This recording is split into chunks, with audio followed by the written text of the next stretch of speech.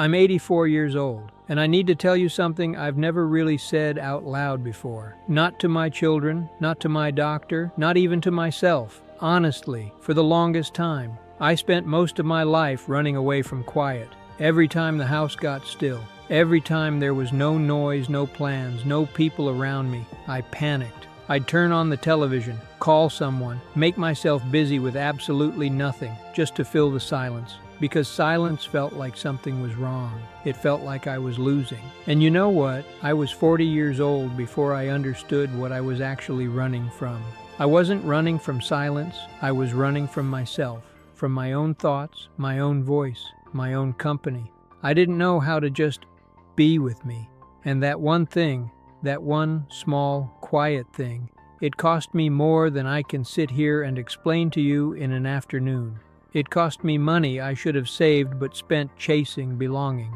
It cost me decisions I made to please people who aren't even in my life anymore. It cost me years, real years, years I can feel missing now when I count what's left. So if you're somewhere right now, maybe alone, maybe the house is quiet and it's making you uncomfortable, please, don't do what I did. Don't run. Just stay with me for a few minutes. Because what I'm about to share, I really wish someone had told me when I was your age. Now I know what you might be thinking. Who is this old man, and why should I listen to him? That's fair. That's a completely fair question.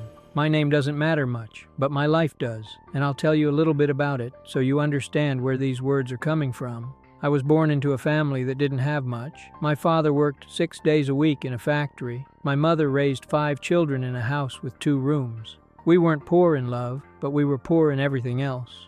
I got married at 27, worked the same company for 34 years, raised 3 children, buried my wife 11 years ago, and I've been living alone since then in a house that sometimes feels too big and sometimes feels exactly right. I've seen friends lose everything chasing people who never cared. I've watched my own children make the same mistakes I made. I've sat at hospital bedsides. I've stood at grave sites. I've celebrated weddings and quietly watched marriages fall apart behind closed doors. I'm not a professor. I'm not a therapist. But I am 84 years old. And when you've lived this long, you stop pretending. You stop trying to sound impressive. You just say what you know, because honestly, time is too short now for anything else. Every lesson I'm about to share with you, I learned the hard way, through silence, through loneliness, through years of not understanding what being alone actually meant and what it could have been if I'd understood it sooner. When my wife passed, the house went silent overnight. And I mean that literally. One day there was noise, her humming in the kitchen, the television she kept too loud, her voice calling my name for small things. Can you reach that? Have you eaten? Come sit with me. And then, nothing, just walls, just rooms, just me. I remember the first Saturday morning alone. I sat at the kitchen table with my tea and I didn't know what to do with my hands. Sounds strange, I know, but I just sat there completely lost, in my own home. I realized something painful that morning. In 47 years of marriage, I had never once learned how to be with myself. I had always used people to fill the space inside me, my wife, my colleagues, my children, even strangers at the market. I needed noise around me the way some people need air. And suddenly the noise was gone. What came next, I'm not proud of. I started making bad decisions, spending money on things I didn't need, just to feel something, saying yes to people who didn't deserve my time, just to avoid an empty evening, filling my days with busyness that meant absolutely nothing, because I was afraid of what I'd find if I actually sat still. And here's what breaks my heart a little, even now. That silence my wife left behind. It wasn't empty, it was actually full of everything I'd never stopped long enough to hear, full of answers I'd been too distracted to find. I just didn't know that yet. So let me share with you what I eventually learned, what those quiet years taught me, slowly and sometimes painfully. The first thing I learned was about control. When you're always around people, always responding to others, always reacting, you're not really living your own life. You're living a version of it that other people designed for you. I spent decades buying things I didn't want, going places I didn't enjoy, spending money I shouldn't have, because somebody expected it, because I wanted to fit in, because saying no felt uncomfortable. Alone for the first time, I started asking myself, what do I actually want? Simple question.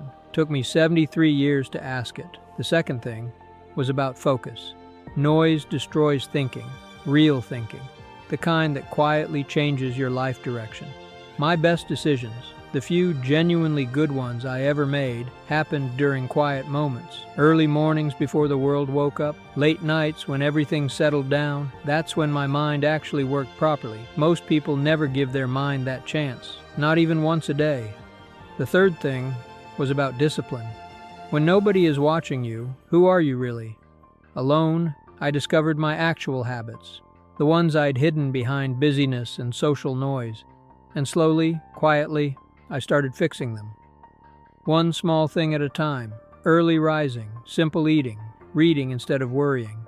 Nobody gave me a medal for it, but something inside me started feeling steadier, more solid, like I was finally standing on ground that actually belonged to me. And the fourth thing, the one that surprised me most, loneliness and being alone are completely different things. Loneliness is when you've lost connection with yourself. Being alone is when you finally found it. I wish I'd understood that difference at 30. I really do.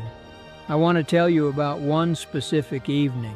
About 2 years after my wife passed, I was sitting by the window, watching the street outside, neighbors coming home, children playing, a young couple walking slowly, talking, completely lost in each other. And something broke open inside me, not because I was sad about being alone, but because I suddenly remembered all the evenings I had wasted when my wife was alive, sitting right next to me, and I wasn't really there. I was worried about work, about money, about what people thought of us, about everything except the moment I was actually living. She'd say, "Come sit with me properly," and I'd say, "Just a minute." That minute lasted 30 years.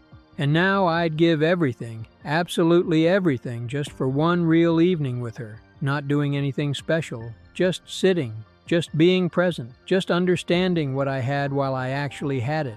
That's when I understood what all those years of avoiding silence had truly cost me. It wasn't just money badly spent. It wasn't just poor decisions. It was presence, real human presence, with my wife, with my children when they were small, with myself. I was so busy filling silence that I missed the most important sounds of my entire life. Her breathing beside me at night, my children laughing downstairs, the sound of a life that was rich and full and completely beautiful. And I was somewhere else in my head, always chasing noise, always running. If you're young right now, please hear me.